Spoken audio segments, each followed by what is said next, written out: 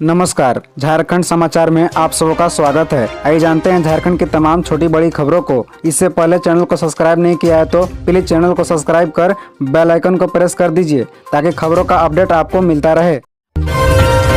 3000 से ज्यादा पारा मेडिकल कर्मी हड़ताल पर, वैक्सीनेशन टेस्टिंग सेवा ठप, मरीज हलकान। बता दें कि झारखंड के 3000 पारा मेडिकल कर्मी बेमियादी हड़ताल पर चले गए हैं। साथ ही राष्ट्रीय स्वास्थ्य मिशन के तहत विभिन्न स्वास्थ्य केंद्रों में कार्यरत एएनएम और जीएनएम नर्सें भी हड़ताल पर हैं। गौरतलब है कि झारखंड के सरकारी अस्पतालों में 60% कर्मचारी अनुबंध पर ही कार्यरत हैं। अपनी मांगों के समर्थन में हड़ताल पर चले जाने की वजह से झारखंड के सरकारी अस्पतालों में स्वास्थ्य व्यवस्था चरमरा गई है। बताया जा रहा है कि हजारों कर्मचारियों के ईव हड़ताल पर चले जाने से कोरोना वैक्सीनेशन और जांच की सेवाएं प्रभावित हुई है। यही नहीं, स्वास्थ्य विभाग द्वारा संचालित टीकाकरण अभियान पर भी असर होगा। रिम्स सहित अन्य बड़े अस्पतालों में ओपीडी में मरीजों का दबाव बढ़ेगा। गौरतलब है कि पारा मेडिकल कर्मियों के अनिश्चितकालीन हड़ताल पर चले जाने से राज्य के एचसी, पीएचसी और सदर अस्पतालों में इलाज से लेकर जांच तक की सेवाएं प्रभावित होगी। दवाई वितरण और वैक्सीनेशन का काम भी प्रभावित होगा। खतियानी जोहार यात्रा, बीजेपी पर हमलावर रहे सीएम हेमंत सोरेन ने कहा, अभ्रक उद्योग के लिए नया कानून जल्द।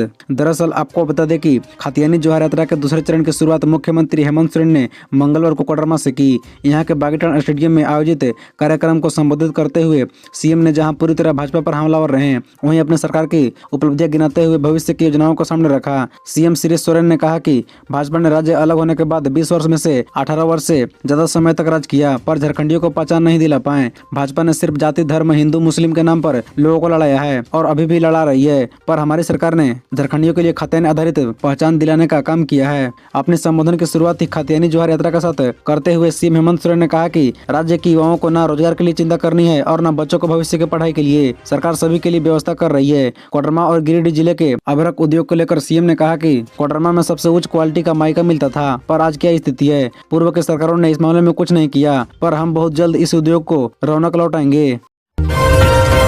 ईडी के सामने क्यों नहीं आते तीनों कांग्रेसी विधायक, मांग रहे हैं तारीख पे तारीख। बता दें कि झारखंड कांग्रेस के तीनों विधायक ईडी कार्यालय नहीं पहुंचे। तारीख पहले से निर्धारित थी, समय भी पर्याप्त था। बावजूद इसके जमताड़ा विधायक इरफान अंसारी, कोलेबिरा विधायक नमन विसल कोंगाड़ी और खिजरी विधायक राजेश कच्छप में से कोई भी ईडी कार्यालय नहीं पहुंचा। किसी ने बीमारी का हवाला दिया तो किसी ने कहा कि अभी व्यस्तता है। गौरतलब है कि हावड़ा में 49 लाख रुपए कैश के साथ पकड़ाए तीनों विधायकों को ईडी ने 7 जनवरी को समन किया था। इरफान अंसारी को 13 जनवरी को, राजेश कच्छप को 16 जनवरी को और नमन विसल कोंगाड़ी को 17 जनवरी को ईडी ने पूछताछ के लिए बुलाया था। इरफान अंसारी और राजेश कच्छप ने 2 हफ्ते की मोहलत मांगी है। गौरतलब है कि तीनों विधायकों पर बीजेपी के नेतृत्व पर पैसे लेकर झारखंड की मौजूदा हेमंत सरकार को गिराने की साजिश रचने का आरोप है। उनके ही साथ विधायक अनूप सिंह उर्फ कुमार जयमंगल सिंह ने तीनों के खिलाफ प्राथमिकी दर्ज कराई थी। हालांकि तीनों विधायकों का कहना है कि आरोप बेबुनियाद है। इरफान अंसारी खुद हेमंत सोरेन को हनुमान मानते हैं।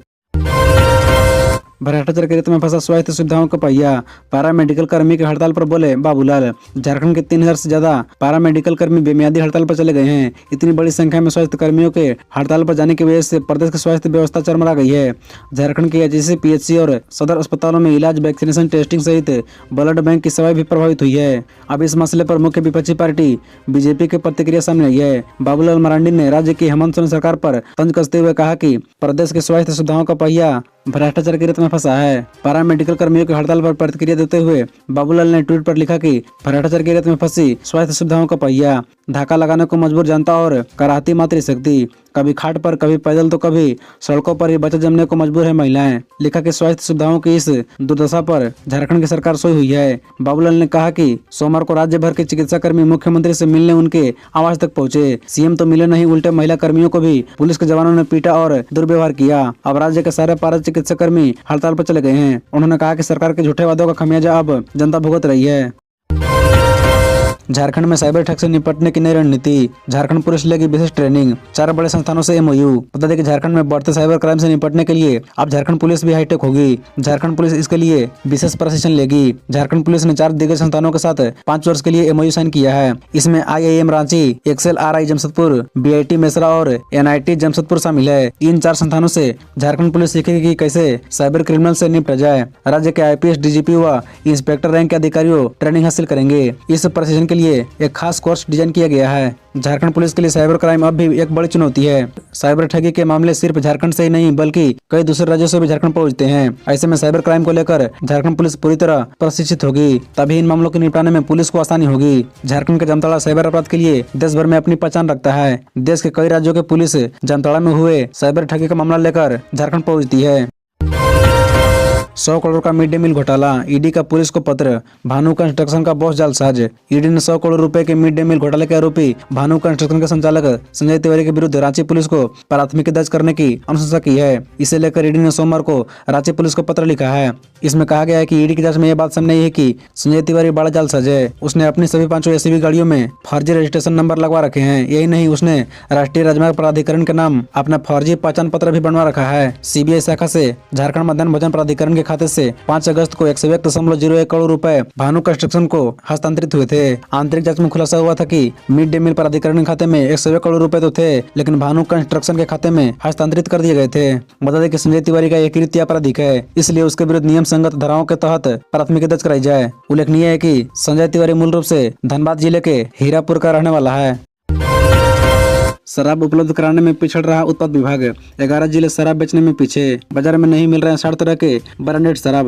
विभाग की कमाई टारगेट से आधा। बता दें कि राज्य सरकार का उत्पाद विभाग अपने उत्पाद पॉलिसी की वजह से नुकसान उठा रहा है। नई उत्पाद पॉलिसी की वजह से राज्य के 11 जिले शराब बेचने में पीछे हैं। लोगों को ब्रांडेड शराब नहीं मिल पा रहा है। इन वजहों से विभाग को राजस्व का नुकसान उठाना पड़ रहा है। बताया जा रहा है कि राज्य में 60 ऐसे शराब के ब्रांड हैं जो नहीं मिल रहे हैं। यह परेशानी लंबे समय से है। विभिन्न जिलों से शिकायत सक्षम अधिकारियों को लिखित रूप से दे दी गई है। इसके बाद भी समस्या का ठोस कदम नहीं उठाया जा रहा है। आलम यह है कि ग्राहक ब्रांडेड शराब के लिए परेशान हो रहे हैं। वहीं उत्पाद विभाग राजस्व नुकसान की भरपाई के उपाय तलाश रही है। जिलों का सहायक उत्पाद शराब उपलब्ध कराने वाली कंपनियों को चिट्ठी लिख चुका है। उन्होंने messrs Dikshita ventures private limited, messrs Shriom Sai beverage private limited के अलावा आयुक्त उत्पाद सह प्रबंध निदेशक झारखंड राज्य बेवरेज कॉर्पोरेशन लिमिटेड को पत्र लिखा है।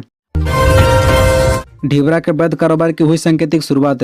सीएम हेमंत ने कोडरमा में वाहन को दिखाई हरी झंडी। बता दें कि मुख्यमंत्री हेमंत सोरेन ने खातियानी जोहार यात्रा के दूसरे चरण की कोडरमा से शुरुआत करते हुए जल्द ही अभ्रक उद्योग के लिए नया कानून लाने की बात कही। वहीं मंगलवार को ही उन्होंने पहाड़पुर मोड़ पर ढिबरा माइका के वैध कारोबार की सांकेतिक शुरुआत भी की। सीएम ने यहां पर ढिबरा लोड 709 वाहन को हरी झंडी दिखाकर जेएसएमडीसी के चंदरवा के थाम स्थित डम के लिए रवाना किया। जिले में जेएसएमडीसी और सहकारी समितियों के जरिए अब ढिबरा की खरीद बिक्री होगी। इससे पहले गिरिडीह जाने के क्रम में पहाड़नपुर चौक पर ग्रामीणों और ढिबरा मजदूरों ने मुख्यमंत्री हेमंत सोरेन भव्य स्वागत किया।